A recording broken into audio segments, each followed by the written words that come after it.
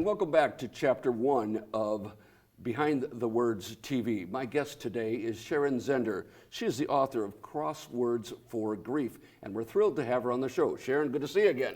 Thanks. So good to be here, Paul. Well, yes, thanks for coming by. Sharon is a specialist in grief and grief counseling. Sharon, where is it you work?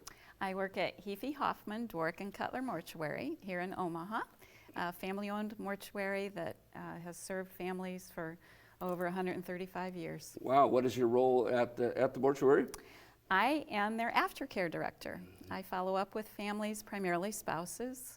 After there has been a death, I'm available for other families as well, you know, that have used our services, and just make sure that they know there's grief resources in our city and oversee the grief resources that we offer. You bet. Well, it sounds like did you say 22 years? Yes. That's a long run, and I'm sure you've seen lots of stories of tragedy and loss, and kind of a depressing job sometimes, but I know you bring a joy to it, right?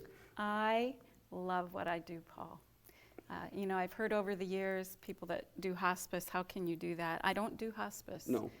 But I follow up with families after, for many of them, it's the hardest thing they're ever having to do. And I have all kinds of hope and access to things that can help them, and I love what I do. Well, you're a right fit for the job. You have a counselor's heart and a servant's heart, and I think it's perfect for what you do and what you do for them. The outgrowth of that is you created a book along the way. Yes, I did. Who is the book for?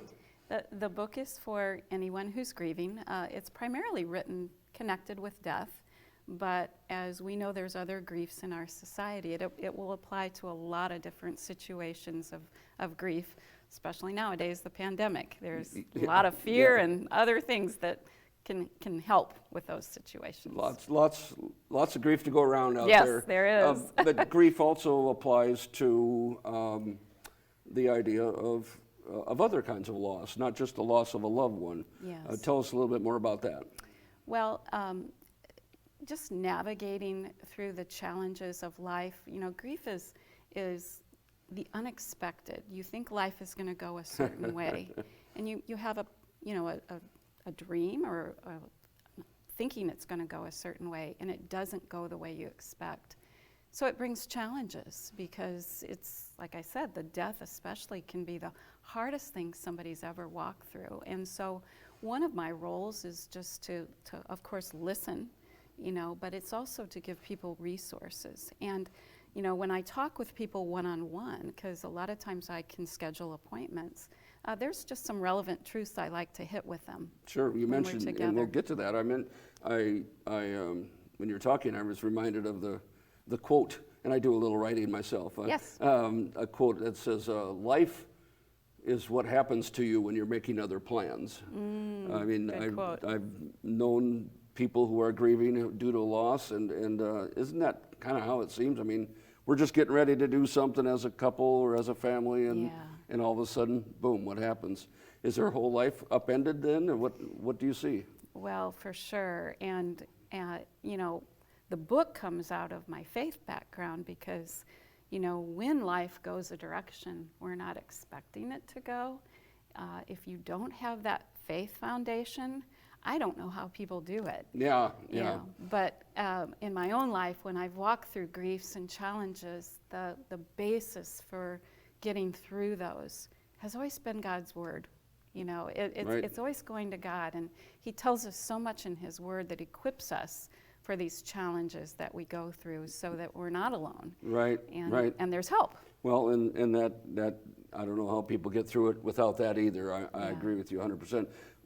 Speaking of getting through it, what are some of the tools, some of the resources, some of the concepts, I guess, that you bring when you're visiting with people one-on-one or even in small groups after they've lost someone? Yeah. You know, one of the things that I have found helpful, if I were sitting down with you one-on-one, listening to your story and hearing a little bit more about it, but another thing, Paul, is sometimes it's just the basic idea that it's the first grief principle is it's okay to feel. Okay to feel. Yeah, well, Because sometimes we judge our feelings and, Yeah. and we think, oh, this isn't right. And, but that first step is it's okay to feel. that's beautiful, because I know men in particular sometimes are taught to have that stiff upper lip. Don't be seen quivering. You coward. Man up. Yep. And you see that. So you're telling people it's okay to feel. Yep. And I've put 3 words together Okay. that I've kind What of else? coined. It's the 3 words are: you got to be real to feel to heal.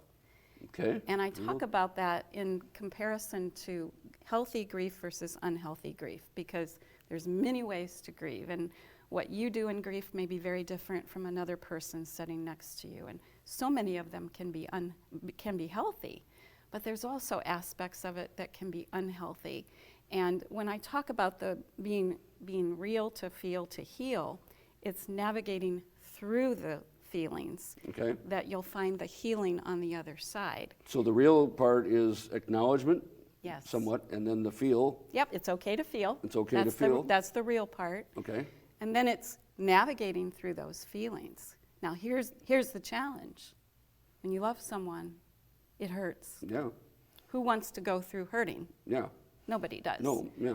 So where it can go unhealthy is when you're navigating through those feelings, and instead of going through them to process them, you try to go around them. And I'm not talking about doing this every once in a while.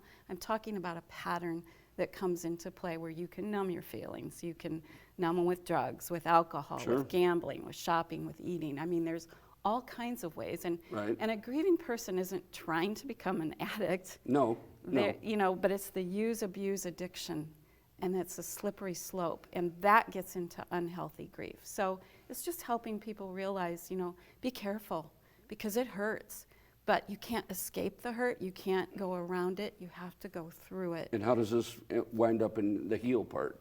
Well, the heal part is, with every person, is finding the times that you let yourself feel it, then getting a break from it. Because I'm not saying Yeah. feel your pain 24/7. Right. That would be sick. Yeah, yeah. Who would want to do that? You don't want to be stuck in the grief that way. Yeah. That's too much stuckness, if that's That's a word. right. Yeah. That's right. So what else can people do to heal or get onto the healing phase? Well, it's letting yourself feel what you need to feel. A lot of times it's the tears, Yeah. it's the emotions, it's saying this hurts, and it's okay to say it hurts, and acknowledging that and letting yourself feel through it. Then get a break from it. Right. Do something else that, so that, maybe you let yourself do that for 20 minutes. Sure. So it kind of gets those feelings out and an expression for them. Real, feel, heal. I think it's a good formula. It's not something that happens in a couple minutes on a TV show. No. It happens in a couple years, couple decades, who knows? It's a Yeah. long run. Sharon, it's a great book that is very practical and biblical. I loved it, and thank you for appearing today on this chapter of Behind the Words. Thank you.